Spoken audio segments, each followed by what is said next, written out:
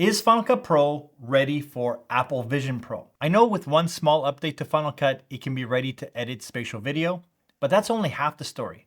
Did you know that Final Cut already has spatial audio editing capabilities built right into it?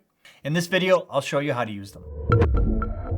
I'm Raphael, and welcome to the channel where our goal is to always fix it in camera and then finesse it in post. And spatial audio has been hiding in Final Cut for some time now. It's going to become really important when creating spatial video for the Apple Vision Pro. So a lot of people don't know that Final Cut actually has the capability to do surround sound and spatial audio. And understanding how to set it up and how to get it running is going to be key. The very first thing that you need to do is go over to your project, go over to modify and change the audio from stereo to surround, and then click OK. This project now has 5 audio channels. We have left surround, left, center, right, and right surround. And if we go to another timeline, this one only has left and right. It's stereo. So this timeline is now set up for spatial audio, for surround sound audio. And Final Cut isn't able to do 7.1, it's able to do 5.1, but still, we're already in a better place. I'm fairly confident that when Apple releases the Vision Pro, they're gonna enhance some of these capabilities in Final Cut. This audio track here is a stereo track. So I'm just gonna mute the ones below. But how do we manipulate it into surround sound where it's coming through multiple speakers? So how you activate that, you go to your audio setting, click on pan, and then you either go to basic surround or create space. Depending on what you're working with, you can define it as music. So we're gonna do that here. We're gonna select music, and then this whole panel opens up. And if we play this back, you're not really gonna be able to hear it because this lesson isn't in stereo. But if you look over here, you can see all these they're playing across all channels. Series from Lexus has arrived. So I'm just pressing the / to loop it, but you can start manipulating where these are going to get played through most. So right now, it's a little bit coming through the center and mostly through the left channel. Say I wanted to bring it through only that left back channel. This is where you can start manipulating where it happens. You can actually have keyframes.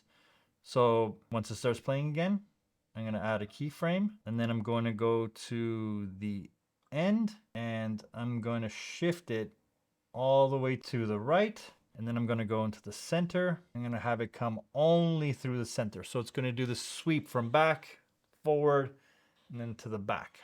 So if we play that back, we should see that animate here. I'm just going to go to the beginning of that clip. There it is. So now it's doing that transient from left back, center to right. So you can then start shaping your whole spatial audio for surround sound or for the spatial audio that people are potentially listening to in their AirPod Maxes, or if people have surround sound, or if they have the Apple Vision Pro. This is where surround sound is going to become very, very important. Getting to know and understanding this is going to help you create content that feels way more immersive when footage is following around. And if you hear a car coming before it shows up in the screen, you can have it whip around the people's head. It's a great tool to start playing with that kind of stuff. Just make sure you have a device that allows you to listen to it, not necessarily during the production, but at least after. Like have a spatial audio device like the AirPods, the Apple AirPods Pro or the Apple AirPods Max, just so you have a good understanding of what the viewer is actually experiencing. And if you ever want to get back to a stereo mix, just click on your timeline, go to modify, and then just make it a stereo mix again, and you should be good. You'll still have the spatial audio mix. You're gonna have to set it back to the pan being left to right because it's not going to function the way it's intended. So we're just gonna click on this video clip and we're gonna do dialogue. So right now dialogue is mostly coming through the center, and that's where it should live the most, unless you have people that are leaning left on the screen or they're present on the left screen, kind of talking that way, and then vice versa. Or if you have someone that's in the back of the room you can always position them there. You can always set up a basic surround where you can have it live partially. Everything feels, all the channels are coming from this side, and then, or you can have it coming from that side towards you this way. Just kind of spatially, you're able to see it. So I like this tool that allows you to literally see where that sound will be emanating from.